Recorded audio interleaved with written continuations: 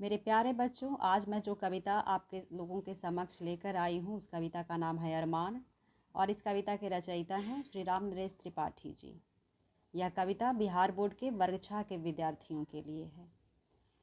इस कविता में कवि कहते हैं कि है शौक यही अरमान यही हम कुछ करके दिखलाएंगे, मरने वाली दुनिया में हम अमरों में नाम लिखाएंगे।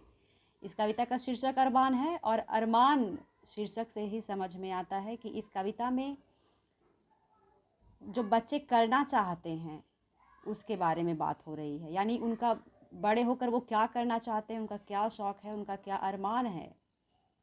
तो बच्चे कहते हैं है शौक़ यही अरमान यही हम कुछ करके दिखलाएंगे, मरने वाली दुनिया में हम अमरों में नाम लिखाएंगे। कवि के शब्दों में बच्चे कहते हैं कि हमारा यही शौक़ और हमारा यही अरमान है कि हम कुछ करके दिखलाएंगे, कुछ हम ऐसा करेंगे जिससे इस मरने वाली दुनिया में हमारा नाम अमर हो जाएगा। हम अपने नाम को अमरों की श्रेणी में लिखवा लेंगे, यानी हमारा जो नाम है वह अमर हो जाएगा, अमरों के बीच अंकित हो जाएगा। मरने वाली दुनिया का क्या मतलब होता है? मरने वाली दुनिया कहने का अर्थ है कि ये दुनिया जो है, इस दुनिया में जो भी आया है, चाहे कोई भी जीव जंतु मनुष्य पशु पक्षी कोई भी हो, उनका यहाँ से एक न एक दिन जाना तय है। अर्थात यह दुनिया मरने वालों की है, यानी जो भी यहाँ पैदा हुआ है वो एक न एक दिन यहाँ से जाने वाला है, मरेगा ही। तो हमें कुछ ऐसा करना है, हम कुछ ऐसा करके दिखलाएंगे जिससे हमारा शरीर तो मर जाए लेकिन हमारी आत्मा, हमारा नाम यहाँ अमर हो जाए। बच्चे आगे कहते हैं जो लोग गरीब भिखारी हैं, जिन पर न किसी की छाया है, हम उनको गले लगाएंगे, हम उनको सुखी बनाएंगे। अर्थात कवि के शब्दों में बच्चों का यह अरमान है कि जो लोग गरीब हैं, भिखारी है, जिन पर न किसी की छाया है, यानी जिन पर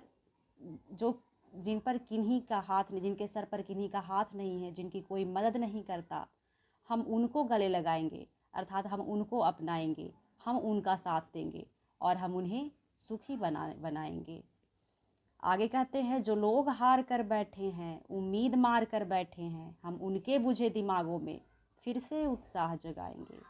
जो लोग हार कर निराश होकर बैठ गए हैं, जिनके भीतर उम्मीद मर चुकी है, यानी उम्मीद मार कर जो बैठे हुए हैं, हम उनके बुझे दिमागों में, जिनके दिमागों में, जिनके मन में अब कोई रोशनी नहीं बची, उम्मीद की कोई किरण नहीं बची, अर्थात जिनका दिमाग बुझ गया है, हम उनके बुझे दिमागों में उनका जो उत्साह उनका बुझ चुका, उसे फिर से जगाने का कार्य करेंगे, फिर से जगाएंगे।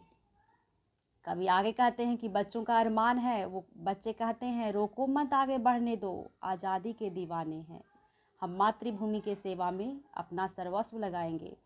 अर्थात बच्चे कह रहे हैं कि हमें रोको मत, हमें आगे बढ़ने दो, हमारे रास्ते में कोई बाधा उत्पन्न मत करो।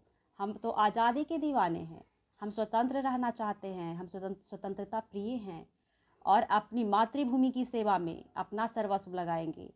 हमें मत रोको, हम आज़ादी के दीवाने हैं और अपनी मातृभूमि की सेवा में हम अपना सर्वस्व यानी अपना सब कुछ लगा देंगे। हम उन वीरों के बच्चे हैं जो धुन के पक्के सच्चे थे, हम उनका मान बढ़ाएंगे, हम जग में नाम कमाएंगे। बच्चे अपने पूर्वजों को याद करते हुए कहते हैं कि हम कोई साधारण बच्चे नहीं हैं, हम तो उन वीरों के बच्चे हैं, हम उनके बच्चे हैं जो अपने धुन के पक्के सच्चे थे, जिन्होंने कभी पीछे मुड़ना नहीं सीखा, पीछे हटना नहीं सीखा, जिन्होंने एक बार जो ठान लिया सो ठान लिया। हम उन्हीं पूर्वजों के बच्चे, हमारे पूर्वज ऐसे हुआ करते थे, हम इन तरह के लोगों की संतानें हैं। तो हम कैसे हार मान सकते हैं, हम कैसे पीछे हट सकते हैं? और हम उनका मान बढ़ाएंगे, हम अपने पूर्वजों का मान बढ़ाएंगे और हम जग में नाम कमाएंगे। यानी जब हम ये सारे कार्य करेंगे तो अवश्य ही हमारा नाम रोशन होगा, हमारे पूर्वजों का नाम रोशन होगा और हम भी अपना नाम कमाएंगे, हमारी भी यश कृति चारों ओर फैलेगी।